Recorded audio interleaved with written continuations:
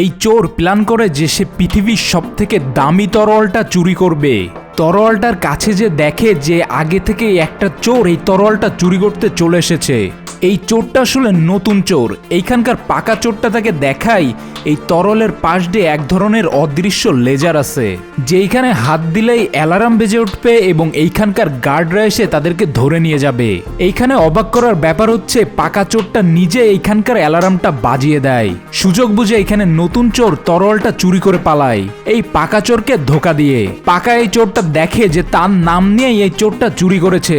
পালাতে গিয়ে নতুন চোর একটা মেয়ে পুলিশের কাছে ধরা পড়ে যায়। তখনই আর একটা চোর এসে এই মেয়ে পুলিশটার হাত থেকে গুলি ফেলে দেয় আর সে এই চোরকে নিয়ে এখান থেকে পালিয়ে যায়। নতুন চোরকে নিয়ে সে যখন একটা নিরাপদ জায়গায় আসে, সে এই চোরের পরিচয় জানতে চায়। তখনই অবাক করা একটা ব্যাপার দেখা যায়, এটা কোনো সাধারণ চোর না, এটা একটা সুন্দরী মেয়ে চোর। একে দেখে এখানকার এই চোরও ফিদা হয়ে যেতে থাকে যে এত সুন্দর একটা মেয়ে কিভাবে চোর হয়।